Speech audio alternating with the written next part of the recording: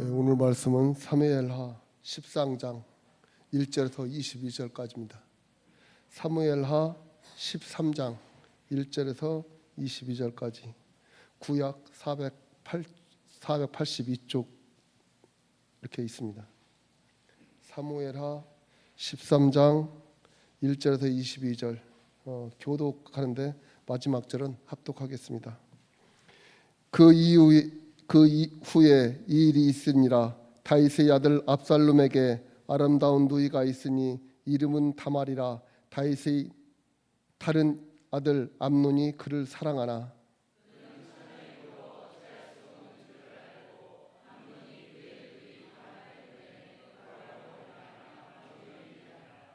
암논에게 요나답이라는 하는 친구가 있으니 그는 다윗의 형 시므아의 아들이요 심히 간교한 자라.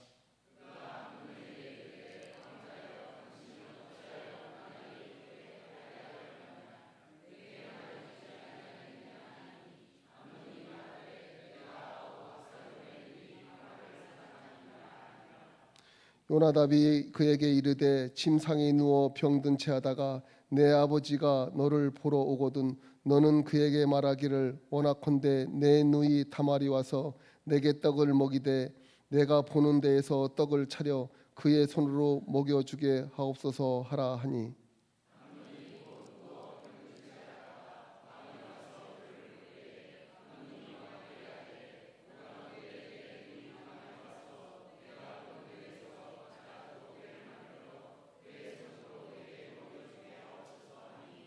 다윗이 사람을 그의 집으로 보내 다말에게 이르되 이제 내 오라버니 암논의 집으로 가서 그를 위하여 음식을 차리라 한지라.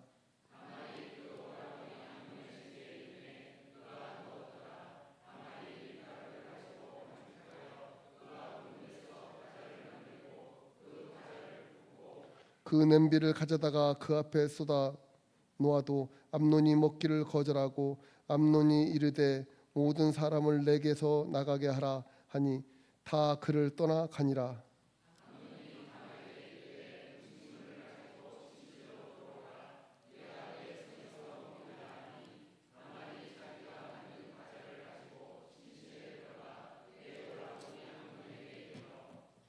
그에게 먹이려고 가까이 가지고 갈 때에 암논이 그를 붙잡고 그에게 이르되 나의 누이야 와서 나와 동침하자 하는지라.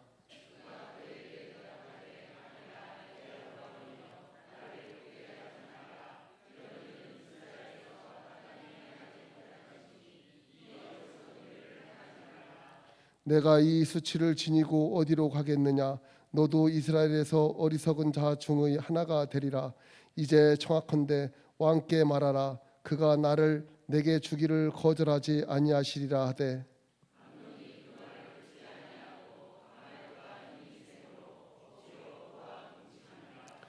그리하고 암논이 그를 심히 미워하니 이제 미워하는 미움이 전에 사랑하던 사랑보다 더한지라. 암논이 그에게 이르되 일어나 가라 하니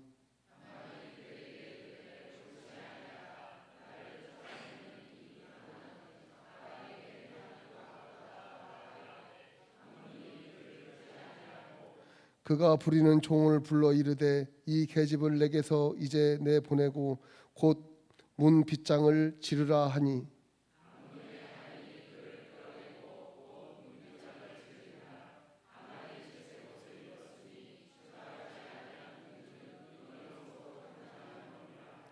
다말이 채를 자기 머리에 덮어쓰고 그의 채색을 찢고 손을 머리 위에 얹고 가서 크게 울부짖으니라.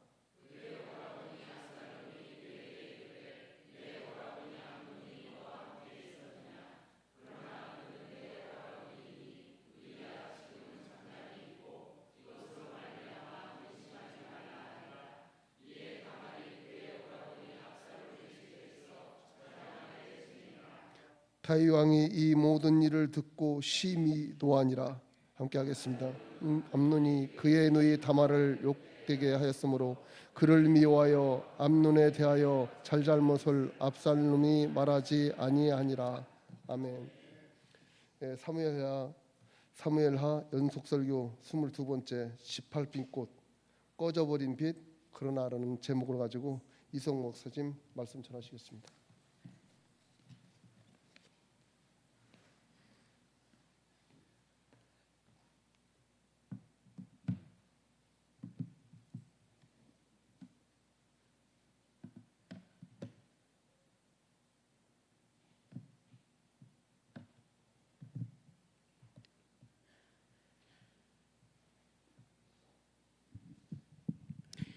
예, 얼마 전에 봤던 드라마 하나가 있습니다. 복삭 소가수다 아니고요. 얼마 전에 봤던 드라마가 한 편 있습니다. 스토리는 없고요. 그저 그냥 자신의 동생의 죽음에 대한 복수를 다룬 내용이 전부였습니다. 그냥 요즘 말로 옛날 말로 킬링 타임, 또 요즘 말로 시간 순삭, 뭐 그런 단어가 이제 어울리는 그런 단순한 내용입니다. 그냥 호기심을 자극하는 예고편에 그냥 끌려서 보게 되었는데 결말 부분에서 그냥 모든 복수를 다 끝내고 쓸쓸히 죽음을 맞이하는 그 장면을 보고 이제 굉장히 허탈하였지만요. 오늘 이 말씀을 설교하기 위해서 계속 말씀을 묵상하는 중에 자꾸 오버랩되면서 연결되어지는 부분이 있었습니다. 그것은 뭐냐면 지난번에 제가 설교했던 것처럼 다윗과 밧세바 사건이라는 것을 통하여서 이제 하나님이 세우신 나라에 죽음이라는 것이 이제 들어왔다고 이제 말씀을 드렸었는데 그 죽음이라고 하는 것이 결국 하나님이 택하신 백성들에게 약속하신 땅인 가나안 땅에서 쫓겨나는 것까지 끝없이 이어지는 다양한 죽음들과 참 닮았다는 생각을 하게 되었습니다. 그러니까 복수라고 하는 것은 동생의 죽음이라고 하는 그 원인에 대한 반응으로 시작이 되었고요. 이것에 연관되어 있는 그 누구라고 한다라고 하더라도 결국 이제 죽이고 마는 것처럼 이제 다윗으로 인하여서 들어오게 된 죽음, 이 죽음이라고 하는 것이 얼마나 파괴적이고 이제 강력한지는 이제 오늘부터 이 말씀부터 시작되는 이 내용부터 시작하여서 열왕기 하가 끝나는 그 부분까지 참 다양한 내용의 죽음이 등장하는 것으로 이제 우리가 충분히 그 죄라고 하는 것이 죽음이라고 하는 것이 얼마나 파괴적이고 강력한지를 이제 충분히 알 수 있습니다. 다윗 한 사람의 죄가 왜 이토록 파괴적이고 이제 잔인한 결과를 가져오는 것일까요? 그것은 지난번에도 이제 말씀을 드렸었지만 그것을 이번에는 아담을 가지고 이제 설명을 드리도록 하겠습니다. 아담이라고 하는 사람, 그 사람은 하나님께서 창조하신 그 에덴 동산에서 그 땅에 살면서 농사를 짓고 그것을 지키게 하시기 위해서 이제 두신 사람입니다. 하나님께서 자신이 창조해서 에덴 동산 안에 또 창조하셔서 이제 그곳에 아담과 하와를 이제 두셨죠. 근데 이때 아담이 지켜야 한다라는 것은 뭐냐면 단순히 이제 뭐 야생 동물과 같은 것들이 들어오는 것을 막는다 뭐 이런 것들이 아니라 죄라고 하는 것이 그곳을 틈타지 못하게 하는 것이었습니다. 그러니까 죄라고 하는 것이 이제 하나님의 창조 세계 안으로 들어오지 못하게 하는 것이었었는데 이제 하나님의 말씀을 듣지 않고 뱀의 말을 들었죠. 하나님이 아닌 다른 존재의 말을 듣고 하나님의 말씀을 어기는 죄를 짓는 것으로 이제 하나님의 창조 세계 안으로 이제 죄가 들어오게 되었습니다. 그러니까 다윗이 메시아라고 할 수 있는 왕으로 세워진 것도 단순히 그냥 때가 되니까 왕을 주셨다라는 것이 아니라 아담처럼 하나님이 세우신 나라를 하나님을 대신하여서 다스리면서 하나님의 율법을 잘 준수하고 그리고 그 땅을 정의와 공의 그리고 은혜로 다스리면서 죄라고 하는 것이 그 나라 안으로 들어오지 못하게 하는 것이었는데 아담처럼요 다윗도 역시 마찬가지로 실패하게 되고 아담이 에덴 동산에서 쫓겨나게 되는 것처럼 이제 이스라엘도 하나님이 세우신 이스라엘도 하나님이 다윗 왕을 세우신 그 이스라엘도 이제 곧 머지않아 약속의 땅에서 쫓겨나게 되는 것입니다. 우리가 아담의 죄 때문에라고 이렇게 표현했던 것처럼 이제 사무엘 하에서는 다윗의 죄 때문에라는 것이 이제 어떤 명사처럼 사용되어지는 것이죠. 그러니까 성경은 이렇게 하나님이 창조하신 사람도 이제 하나님이 기름 부어서 세우신 사람도 죄라고 하는 것에 이토록 취약함을 이제 말씀하고 계시는 것입니다. 그렇기 때문에 저희가 이제 성경을 읽게 될 때 어떤 성경 인물의 어떠함을 본받아서 정면 교사로 삼든지 또는 반면 교사로 삼는다라고 하는 것이 의미가 없는 것입니다. 그 이유는 이제 왜냐하면 하나님께서 자신이 세우신 사람에게 선으로 인도하셔서 순종하는 사람이 이제 그 선을 따라서 이제 선을 행하여 복을 받는 것이지, 그 사람의 어떤 특정한 사람의 선행이 하나님을 감동시키셔서 복을 주시거나 하시는 것은 아니기 때문입니다. 다시 말씀드리자면 이 사무엘 하의 주인공은 다윗이 아니라 하나님이십니다. 그 부분에 있어서 우리가 다윗의 어떠함을 이제 본받거나 아니면 반면교사로 삼는다거나 하는 것에 있어서는 의미가 없는 것입니다. 다윗은 아담적인 존재로서 세워진 그 인물로 아담과 똑같이 이제 그 역할을 부여받았음에도 불구하고 이제 그것이 실패함으로 말미암아 역시 아담처럼 실패했고, 또 이제 아담이 실패함으로 인해서 죄가 하나님의 창조 세계에 들어오게 된 것처럼 다윗 또한 역시 그 왕의 자리에서 하나님께서 말씀하신 대로 그 역할을 올바르게 수행하지 않고 또 역시 죄를 지음으로 인해 하나님의 나라에 이제 죄를 끌어들이게 되는 이제 결정적인 계기를 하게 된 것이라고 할 수 있습니다. 다윗의 실수가 아니고요, 죄가 그만큼 강력히 역사하는 것이고, 그 가운데서 하나님께서 어떻게 그 죄를 다루어 가시는지, 또한 하나님이 세우신 사람들을 또 어떻게 이루어 가시는지 그 부분에 대해서 성경이 말씀하고 있는 것이기 때문에 다윗의 이 한 사람의 죄가 크게 부각되는 것이지, 사실 다윗 한 사람의 죄가 엄청난 파급 효과를 준다라는 것은 아닙니다. 그러면 이제 오늘 말씀으로 이제 들어가 보도록 하겠습니다. 본문 1절부터 4절까지를 같이 먼저 읽어 보도록 하겠습니다. 본문 1절부터 4절입니다.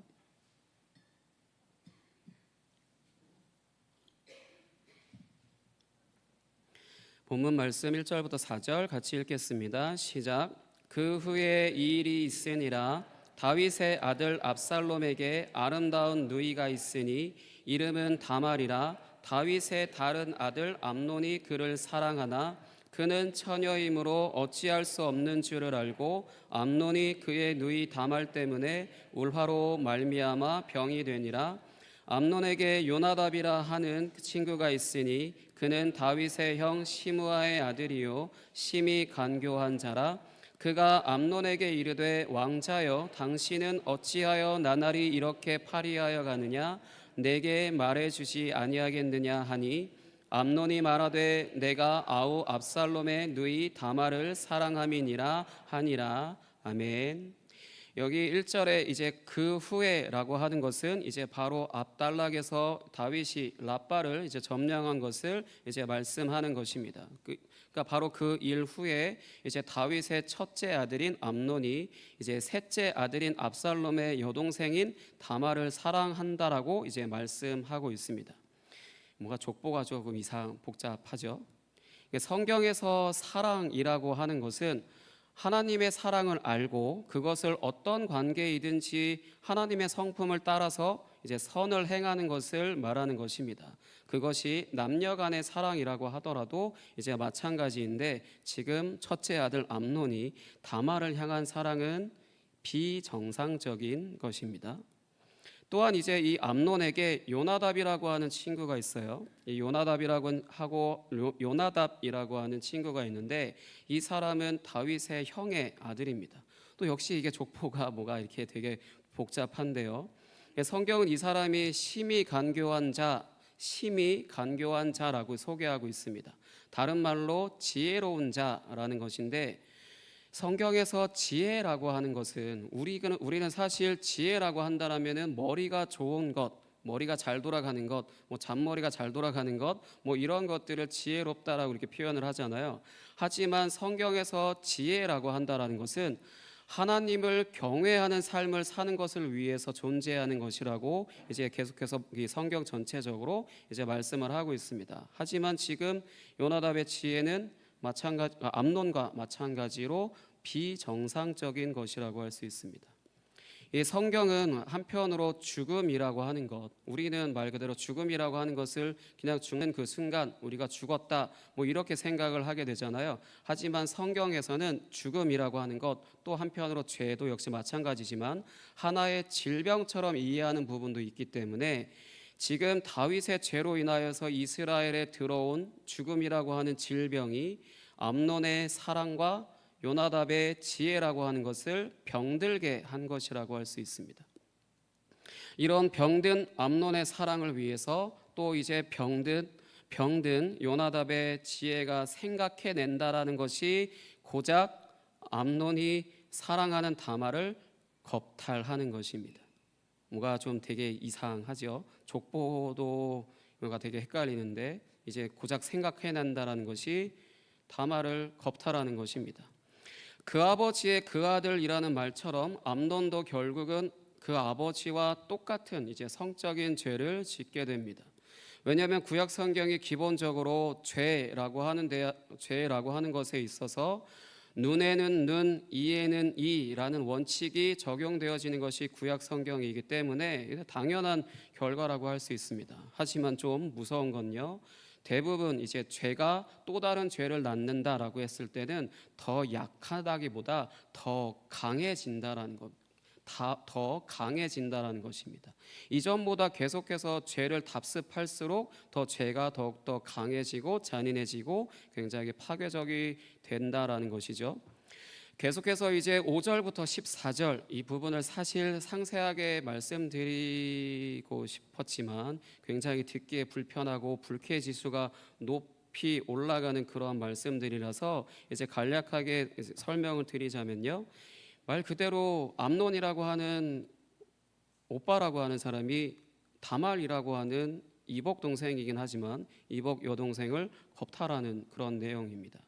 근데 이 과정에서 한 가지만 짚고 넘어가자라면은 다말이 차라리 아버지께 말씀을 드려서 나를 당신에게 주게 하라 이렇게 요청을 해요. 근데 이것도요 사실 그냥 문자적으로 읽으면 그냥 어떤 협상을 하는 것처럼 그렇게 느껴지게 되는데 그게 아니라 이것 또한 율법에서 금지하고 있는 것이기 때문에 다말이 단순히 그냥 협상을 제안한 게 아니라 어떤 수를 써서라도 필사적으로 이 자리를 피하고 싶었던 그런 마음을 표현하는 것 중에 하나라고 할 수 있습니다.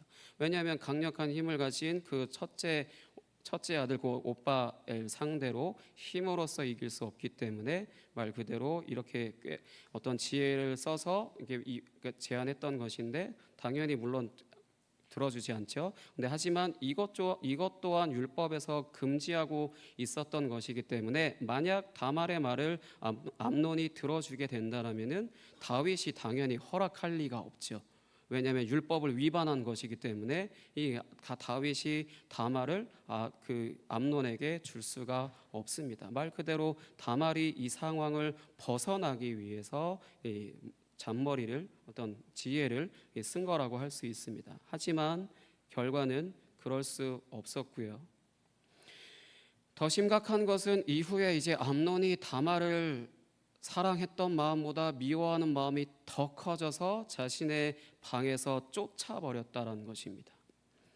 이것 또한 율법을 심각하게 훼손하는 것으로 이제 그 아버지의 그 아들처럼 여호와의 말씀을 업신 여기는 행위입니다. 본문 말씀 19절과 20절 같이 읽어보도록 하겠습니다.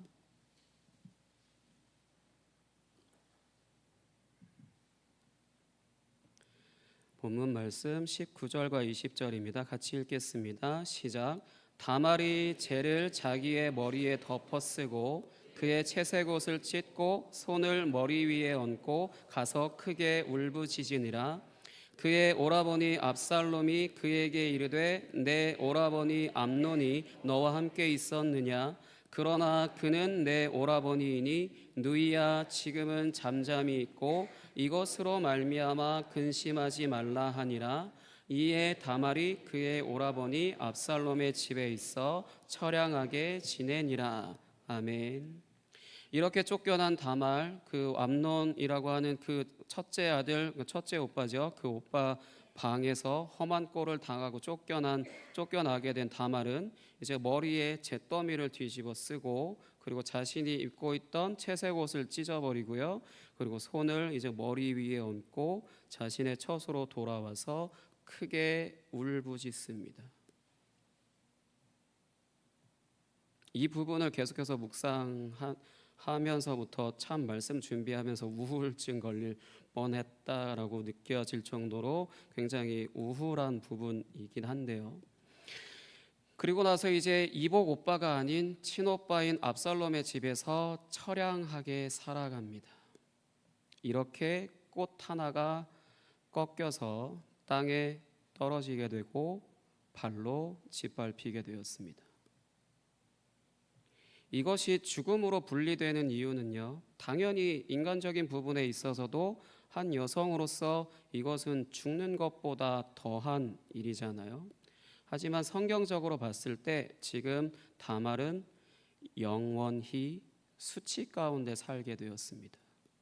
영원히 수치 가운데 살게 되었습니다. 이것이 단순히 다말이라는 한 여성이 갖는 개인적으로 영원한 수치로만 볼 것이 아니라요. 그래서 계속 말씀을 묵상하면서 설교 준비하는 가운데 되게 마음이 우울하다는 그런 마음이 계속 들었었는데요. 그러니까 이것이 단순히 다말이라고 하는 한 여성이 갖는 개인적으로 영원한 수치로만 볼 것이 아니라 여호와 하나님께서 다윗의 집안에 칼이 영원히 있을 것이라고 하셨던 그 말씀이 본격적으로 이제 이루어지기 시작하여서 그 죽음이 이스라엘에 어떻게 그 역사를 시작하는지를 보여주는 것으로 이해될 수 있습니다. 다말이라고 하는 한 여성이 영원히 수치를 안고 살아가야 하는 것처럼 이스라엘도 영원히 수치 가운데 살게 되었음을 나타내는 그런 부분이라고 할 수 있습니다. 성경이 이렇게 다윗의 죄로 인하여서 들어온 이제 죽음이 가장 먼저 어떻게 드러나는지에 대해서 다말이라고 하는 한 여성이 이제 영원히 수치 가운데 살게 된 것으로 표현되는 또 하나의 이유를 찾아보면요, 다말이라고 하는 이름의 뜻과 그리고 그가 채색 옷을 입고 있었다는 것으로 이제 확인을 할 수 있습니다. 다말이라는 이름의 뜻은요, 종려나무입니다. 종려나무. 이 나무는 성경에 자주 등장하는데 대표적으로 출애굽 당시에 마라라고 하는 곳에서 이제 쓴물을 마시고 원망하는 그런 장면에서 이제 등장을 합니다. 출애굽기 15장 25절과 26절로 확인해 보도록 하겠습니다. 출애굽기 25장 15절에서 26절입니다. 스크린도 참고하시고요. 출애굽기 15장 25절에서 26절입니다.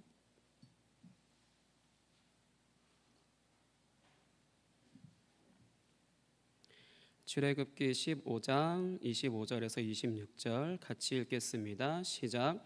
모세가 여호와께 부르짖었더니 여호와께서 그에게 한 나무를 가리키시니 그가 물에 던지니 물이 달게 되었더라. 거기서 여호와께서 그들을 위하여 법도와 율례를 정하시고 그들을 시험하실세 이르시되 너희가 너희 하나님 나 여호와의 말을 들어 순종하고 내가 보기에 의를 행하며 내 계명에 귀를 기울이며 내 모든 규례를 지키면 내가 애굽 사람에게 내린 모든 질병 중 하나도 너희에게 내리지 아니하리니 나는 너희를 치료하는 여호와임이라. 아멘. 모세가 마실 물을 달라고 하는 이제 이스라엘의 원망 때문에 이제 여호와께 간구하였을 때 여호와께서 이제 가리키신 이 나무가 바로 종려나무이고 이 나무를 이제 물에 던지니까 쓴물이 단물로 변화해서 이제 마실 수 있는 물이 되었고요. 여호와께서는 이때 자신을 너희를 치료하는 여호와라라고 말씀하셨습니다. 여호와 라파, 너희를 치료하는 여호와 라파라고 하는 부분이 이 치료하는 여호와라는 것인데 이렇게 이 부분에서 말씀을 하셨습니다.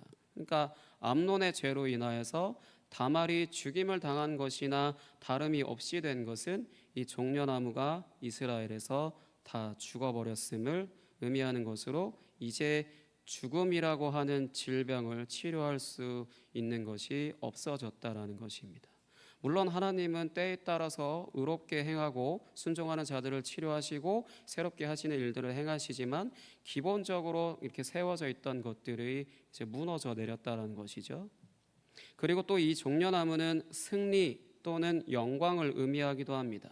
그러니까 다말이 입고 있는 그 채색 옷도 왕궁에서 이제 사는 사람들이 입는 것으로 일종의 존귀함 또는 뭐 창세기로 치면 어떤 특별함 이런 것들을 의미하는 것인데, 이런 종려나무가 죽었고 채색 옷이 찢어진 것이 의미하는 것은 이스라엘에 거하였던 하나님의 영광이 그 빛을 잃어버렸음을 의미하기도 합니다.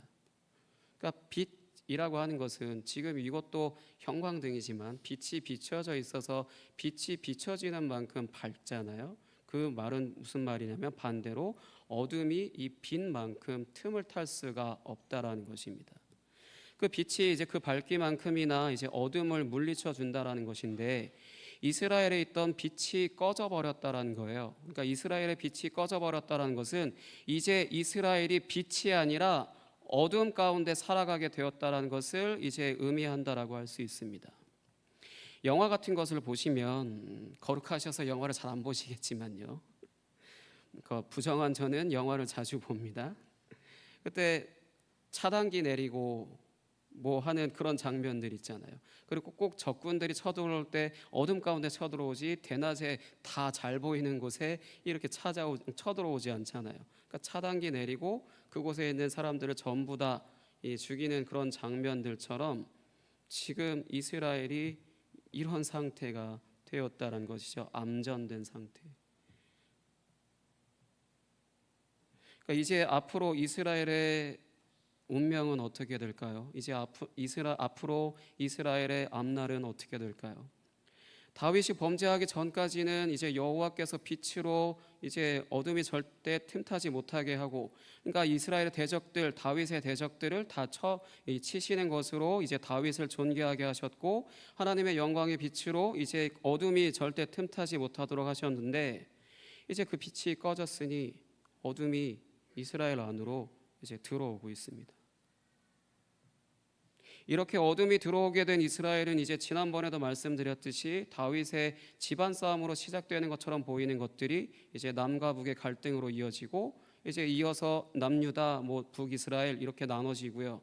북이스라엘은 이제 아수르에 의해서 멸망당하게 되고, 남유다는 바벨론의 포로로 잡혀가는 것으로 에덴에서 쫓겨난 아담처럼 이제 약속의 땅에서 쫓겨나는 것까지 이어지게 됩니다.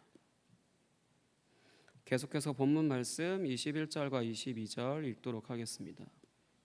본문 말씀 21절부터 22절입니다. 오늘 본문 말씀 21절부터 22절.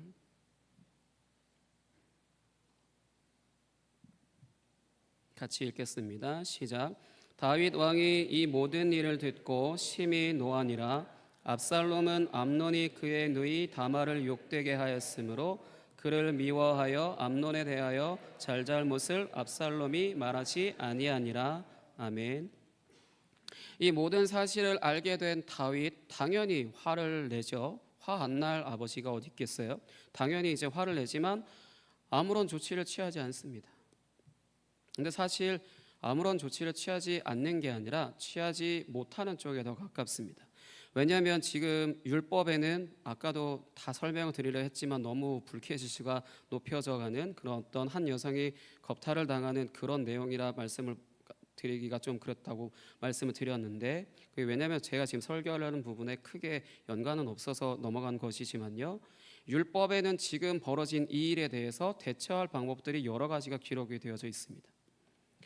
그래서 이것을 다윗이 알기 때문에 시행할 수 있게 되는데, 만약에 이걸 시행한다라면은 가족들끼리 일어난 일이잖아요. 남남이라면 그냥 시행해버리고 말면 되는데 가족들끼리 벌어진 일이니까 다윗이 함부로, 왜냐하면 시행해버리면 딸 편을 들든지 아들 편을 들든지 둘 중에 하나가 되어지는 이런 상황이라 이제 말 그대로 어느 한쪽 편을 드는 것이기 때문에 안한만 못하게 되는 것입니다. 인간적으로 봤을 때는요. 근데 사실 왕이라면, 메시아라면, 하나님이 세우신 사람이라면 어떤 조치를 취해야 맞긴 하지만요. 그래서 사실 하나님의 말씀대로 산다라는 거에 가장 어려운 것 중에 하나가 바로 가족입니다.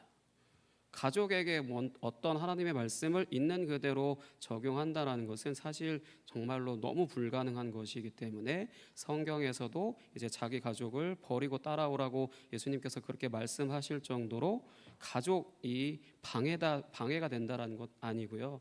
가족을 넘어서는 게 그렇게 어렵다라는 것입니다. 하지만 지금 다윗이 이렇게 안함만 못하게 되는 것으로 주저주저 하다가 아무런 조치를 취하지 않게 된 것은 어느새 자기 아들들을 단속하지 못해서 가문이 전체적으로 저주 가운데 살게 된 엘리 제사장 집안처럼 되어버렸습니다. 한편 이제 다말의 친오빠인 이제 압살롬은 다윗의 셋째 아들이라고 할 수 있는데요. 다윗의 이제 셋째 아들인 그리고 다말의 친오빠인 압살롬은 이 일에 대하여서 이제 암논을 미워하지만 이것에 대해서 잘잘못을 말하지 않았다라고 이제 기록을 하고 있는데요.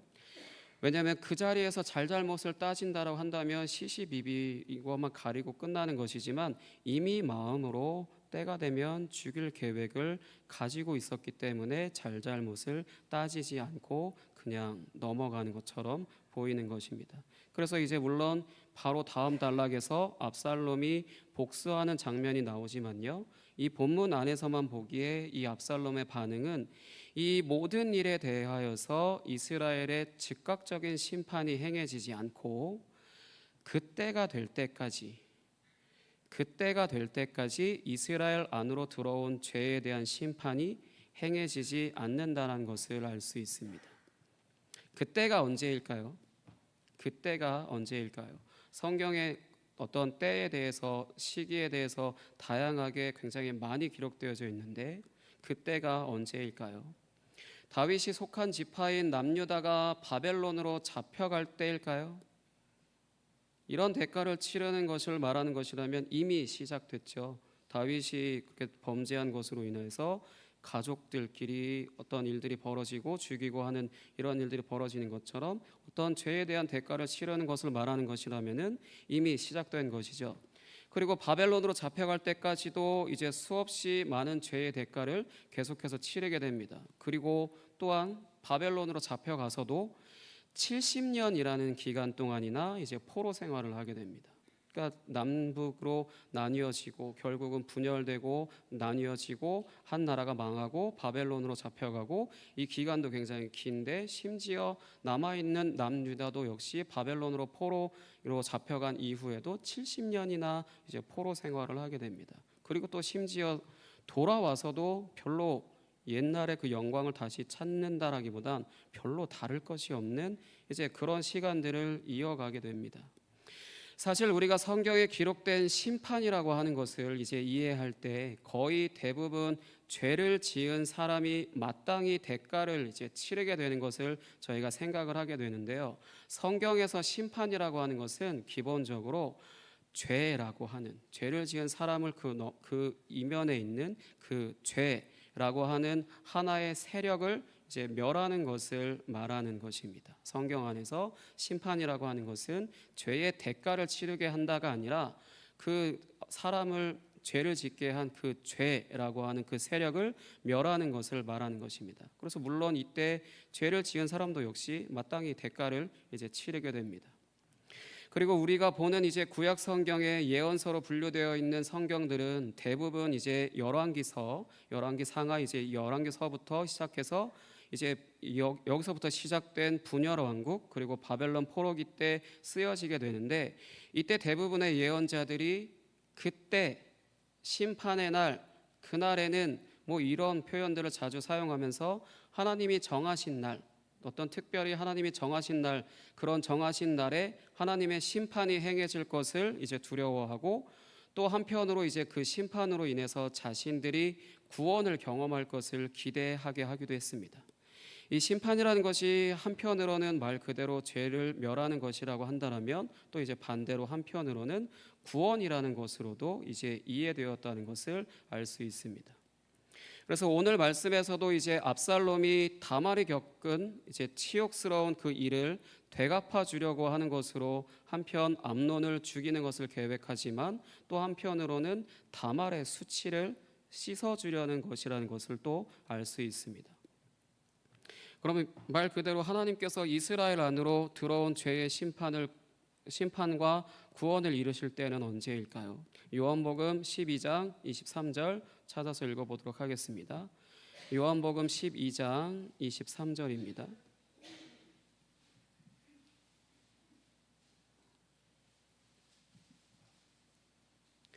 요한복음 12장 23절 찾으셨으면 같이 읽겠습니다. 시작. 예수께서 대답하여 이르시되 인자가 영광을 얻을 때가 왔도다. 아멘. 그리고 요한복음 17장 1절 보겠습니다. 요한복음 17장 1절입니다.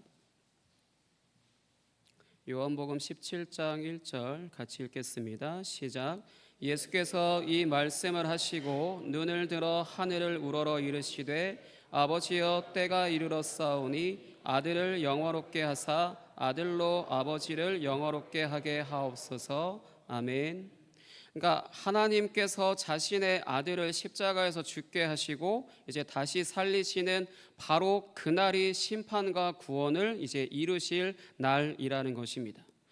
요한복음 이제 시작부터 이제 예수님을 빛이라고 이제 표현을 하시잖아요. 이제 빛이라고 표현을 하셨는데 이 빛이 바로 이제 아래 세상에서 어둠 가운데 살아가는 자기 백성들을 비추시는 것으로 아래 세상에서 이제 죄 가운데 살아가면서 앞서 말씀드렸듯이 이스라엘이 이제 하나님의 영광이 떠나서 어둠 가운데 살아가는 것처럼 이제 아래 세상에서 죄 가운데 살아가면서 그저 살아가는 것이 허상과 그림자를 쫓으며 살아가는 사람들에게 본질의 삶을 살도록 하시는 것입니다.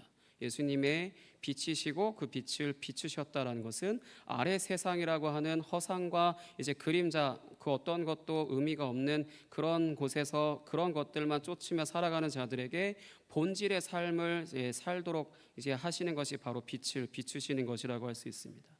그러니까 이스라엘 안으로 들어와서 하나님이 세우신 나라의 다양한 죽음들을 양산해내면서 왕노릇하던 죽음을 처리하셨고 그 이전에 이제 아담 때부터 들어와서 하나님의 창조 세계를 더럽히던 그 죄를 처리하시는 것으로 심판과 구원을 이루셨습니다. 예수님께서 십자가에서 죽고 부활하신 바로 그날이에요. 이것으로 인해서 하나님이 세우신 나라에서 꺼져버렸던 빛이 다시 이제 빛을 발하기 시작하였는데 이전에는 이스라엘이라고 하는 이제 눈으로 보이는 물리적인 나라에서 빛을 발하였다라면은 이제는 새 이스라엘이시고 하나님 나라 그 자체이신 예수 그리스도 안에서 이제 그 영원한 빛을 발하기 시작하셨습니다. 이전에는 이스라엘이라는 특정한 민족만이 이 빛으로 인하여서 승리와 이제 존귀함을 누렸다라면은 이제는 예수님을 자신의 구주로 믿으며 하나님의 임재가 거하시는 사람 성전으로 살아가는 자들에게 선물로 허락해 주셨습니다. 아멘. 이 영광의 빛은 영원히 우리 안에 이제 비추게 되어서 일시적으로 비추는 그런 빛이 아니라 이 형광등처럼 일시적인 빛이 아니라 우리 안에 이제 영원히 비추게 되어서 우리가 혹시 죄를 지음으로 잠시 부정하게 된 것처럼 하나님과 멀어질 수는 있지만 그 빛을 절대 잃지 않고 영원히 우리를 어둠 가운데서 보호해 주시고 우리가 어둠을 이기며 하나님의 영광의 밝은 빛 가운데 살게 해 주십니다. 사랑하는 성도 여러분, 우리의 삶은 어둠 가운데 살아가는 것 같으나 우리 안에 계신 예수 그리스도께서 하나님의 영광의 빛을 우리의 삶 가운데 비추시기 때문에 우리는 영원히 승리할 것이고 영원히 하나님 앞에서 존귀함을 받으며 살아가게 됩니다. 우리가 이런 하나님의 영광의 빛 가운데 있음을 믿을 때 우리가 그동안 어둠 가운데서 살아오면서 죽음이라는 질병에 걸려서 망가져버린 자아 또는 이제 상처받은 자아 그러한 것들에 이제 새살이 돋아나게 됩니다. 우리는 다말같이 영원히 이제 수치를 가지고 살아야 할 수밖에 없는 그러한 자들이었지만요. 이제는 오히려 하나님의 영광을 가지고 영원히 하나님의 영광을 가지고 살아갈 수밖에 없는 그런 자들이 되었음을 믿으시기 바랍니다. 그리고 날마다 기억하시기 바랍니다. 우리 안에 하나님의 영광이 함께 하신다는 것을요. 아멘. 이 시간 함께 내는 주의 영광을 보내 함께 찬양하시고 기도하도록 하겠습니다.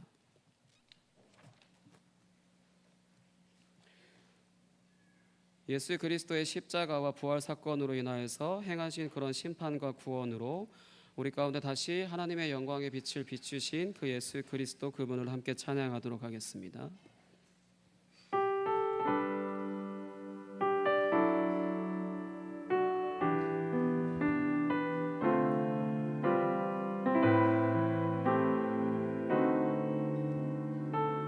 내는 주의 영광을 보내 내는 주의 영광을 보내 우리 가운데 계신 주님 그 빛난 영광 온 하늘 덮고 그 찬송 온 땅 가득해 내는 주의 영광을 보내 내는 주의 영광을 보내 찬송 가운데 서신 주님의 얼굴은 온 세상 향하네 권능의 발을 드셨네 주의 영광 이곳에 가득해 우린 선의 주님과 함께 찬양하며 우리는 전진하리 모든 열방 주 볼 때까지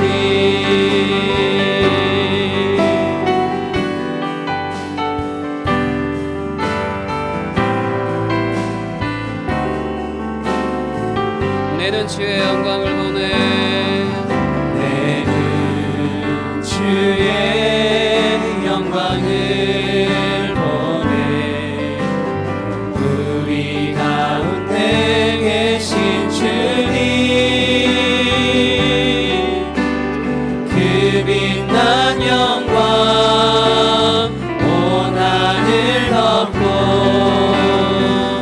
그 찬송 온 땅 가득해 내는 주의 영광을 보내 내는 주의 영광을 보내 찬송 가운데 서신 주님의 얼굴은 온 세상 향하네 권능의 발을 드셨네 주의 영광 이곳에 가득해 우린 선의 주님과 함께 찬양하며 우리는 전진하리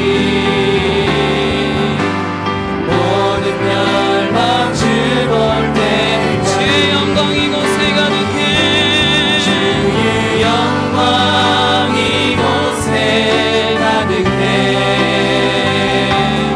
우린 선의 주님과 함께 찬양하며 우리는 전진하리 모든 열방 주 볼 때까지 하늘 아버지 우리 새롭게 하사 열방 중에서 주를 섬기게 하소서 모든 나라 일어나 찬송 들으며 영광의 주님을 보게 하소서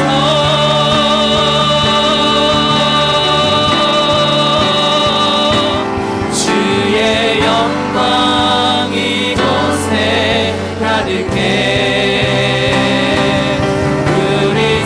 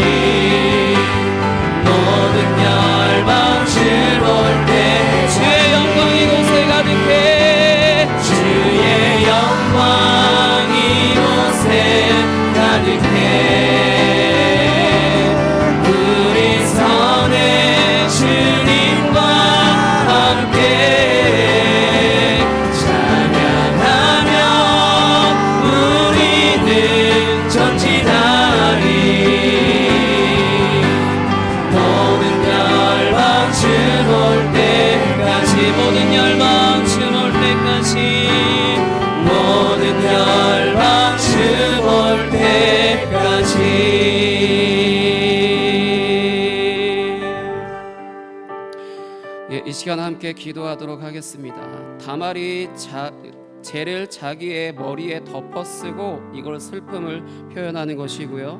그의 채색 옷을 찢고 이것도 역시 죄로 인한 죽음으로 인한 슬픔을 표현하는 것입니다. 또한 손을 머리 위에 얹고 이것도 역시 죽음을 표현하는 것이고요. 가서 크게 울부짖으니라. 하나님이 주신 것이 아니라 죄가 주고 죽음이 왕노릇하는 삶에 있어서 그 안에서 살아가는 자들은 이런 슬픔밖에 없다라는 것이고요. 그리고 또한 20절에 이에 다말이 그의 오라버니 압살롬의 집에 있어서 처량하게 지내니라. 이 말씀처럼 정말로 비참한 삶 가운데 사는 게 바로 죄 가운데 살아가는 자들입니다. 어둠 가운데 살아가는 자들인 거죠. 그런 우리가 바로 이런 삶을 살아야 되는 것인데, 우리를 택하여 부르심으로 예수님을 구주로 믿게 하셨다라는 것, 우리 안에 영광의 빛을 회복시키셔서 우리로 하나님의 영광 안에 거하는 그런 삶을 살게 하신 줄 믿습니다. 이 시간 함께 기도하길 원합니다. 주님, 나를 새롭게 하셔서 그 영광 안에서 주님의 사랑 안에 거하게 하여 주옵소서. 이 시간 주여 한번 외치고 함께 기도하겠습니다. 주여! 하나님 아버지, 우리가 아버지 울부짖음으로 말미암아 그 어떤 것도 우리의 슬픔을 다 표현할 수 없을 만큼 아버지, 우리는 이 땅 가운데 살아가는 슬픔과 죄 가운데 아버지, 그런 모든 것들 가운데 우리가 괴롭고 힘들어하는 그런 삶을 살 수밖에 없는 그러한 존재들임을 아버지, 다말의 아버지 이것으로 말미암아 표현하여 주시니 감사합니다.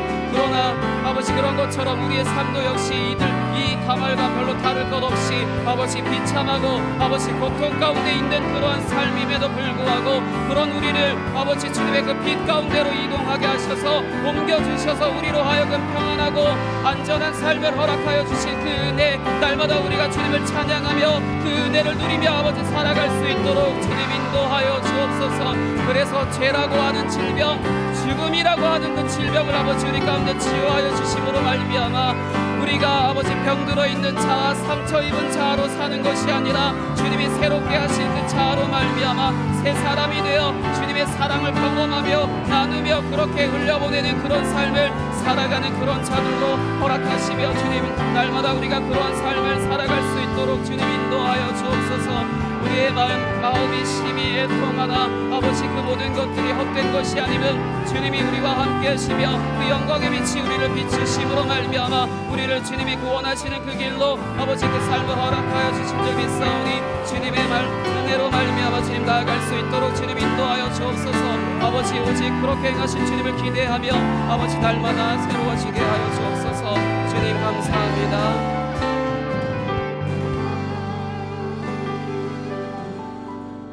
하나님 아버지 감사합니다. 하나님의 영광의 빛이 꺼져버림으로 말미암아 어둠 가운데 살 수밖에 없는 그런 고통과 불안 가운데 살게 된 그런 이스라엘들처럼 우리도 역시 그러한 삶을 살 수밖에 없는 그런 존재들이지만 예수 그리스도께서 우리를 대신하여 십자가에서 죽으시고 다시 부활하시는 그런 심판과 구원의 날을 통하여서 우리에게 새 삶을 허락하시고 우리로 말미암아 어둠 가운데 살지 않고 빛 가운데 살아가게 하신 그 은혜를 찬양합니다. 날마다 그 은혜를 누리며 살아감으로 말미암아 우리가 지난 과거 가운데 어둠 가운데 거하여서 살면서 고통과 슬픔과 좌절로 아버지 망가져버린 자아와 그 죽음이 우리에게 질병으로 걸려있는 그랬던 삶을 아버지 회복시켜 주심으로 말미암아 우리가 날마다 주님 안에서 거하여 사랑을 누리며 그렇게 나누며 살아갈 수 있는 그런 건강한 자아로 살아갈 수 있는 그 새 사람 된 사람으로 살아갈 수 있도록 주님 인도하여 주옵소서. 우리의 노력으로 이룬 것이 아니요 오직 주님이 우리에게 값없이 주신 선물인 줄 믿사오니 날마다 그 선물 아버지 우리에게 주신 그 포장지만 기뻐하는 것이 아니라 주님이 우리에게 선물을 주셨다라는 것에 그 감격으로만 멈춰 있는 것이 아니라 선물의 내용을 날마다 누리며 살아갈 수 있도록 주님 인도하여 주옵소서. 그렇게 행하실 주님을 찬양합니다. 오늘도 귀한 헌금으로 드린 손길들 가운데 함께 하시고 주님의 은혜로 가득 채워 주옵소서. 감사합니다. 살아계신 예수 그리스도 이름으로 기도하였습니다. 아멘.